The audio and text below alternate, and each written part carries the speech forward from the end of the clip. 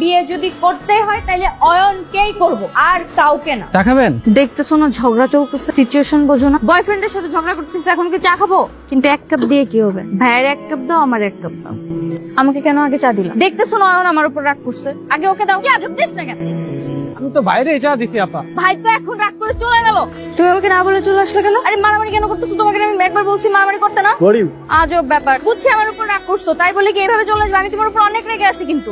আমি আপনাকে চিনি না, এটা এমনি গরম আছে। ভাই ও আমার উপর আসলে রেগে আছে, আমার উপর মেজাজ খারাপ হওয়াতে সেই রাগে সে আপনার উপর ছাড়তেছে। আপনি কিছু মনে করেন না, আপনি যান এখান থেকে। থ্যাংক ইউ ভাবি। ওরা চিনেন আপনি? ওরা মেয়ে মানুষ দেখলে ডিস্টার্ব করে। আপনি কি? এই যে রাজের বন্ধু। আপনার কোনো ভুল হচ্ছে, আমি সত্যি আপনাকে চিনি না। ভাই আমি শিওরে পাবনা থেকে পালাই আসছে।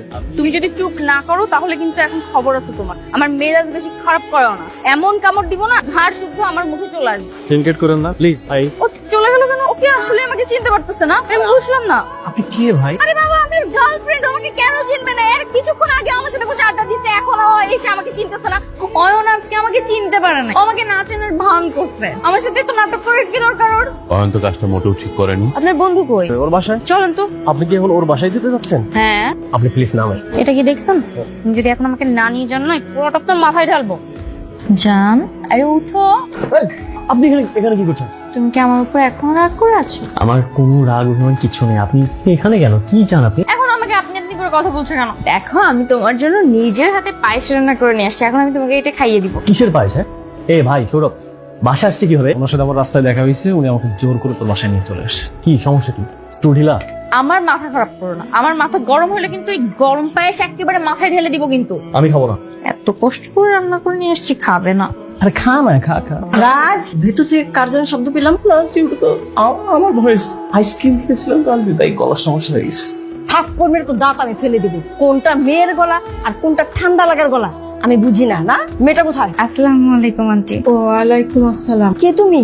আন্টি, আমি মেঘলা, আপনার ছেলের গার্লফ্রেন্ড। খোদার কসম মা, বিশ্বাস করো আমি এই মেয়েকে চিনি না। আন্টি এই যে আমি সাক্ষী। তোকে আমি ঝাঁটাপেটা করবো, চিনি না, অথচ বেডরুমে এনে পর্দার পেছনে লুকিয়ে রেখেছি। মা, তুমি তো দেখতে খুব মিষ্টি, তোমার নামটাও খুব মিষ্টি। কতদিন ধরে প্রেম করছো? 7-8 বছর আন্টি। 7-8 বছর? ও আমাকে কিচ্ছু বলেনি, হতচ্ছাড়া কোথাকার। ও তো আমাকে এটাও বলে নাই যে ওর মা আসছে। তোমার হাতে কি মা? পায়েস। আপনার ছেলে আমার উপর রাগ করছে তো, রাগ ভাঙানোর জন্য নিজের হাতে পায়েস রান্না করে নিয়ে আসছি, রাগ ভাঙানোর ঔষধ।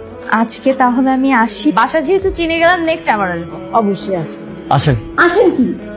ও যাবে কি? তুই ওকে পৌঁছে দিয়ে আসবি। মা, তুমি এই মেয়েকে চেনো না। এই মেয়ে হচ্ছে বিজলি রানী, চোখের পলকে আসছে, চোখের পলকে চলে যাবে। এই মেয়েকে রেখে আসার কিচ্ছু নাই মা, আপনি যান।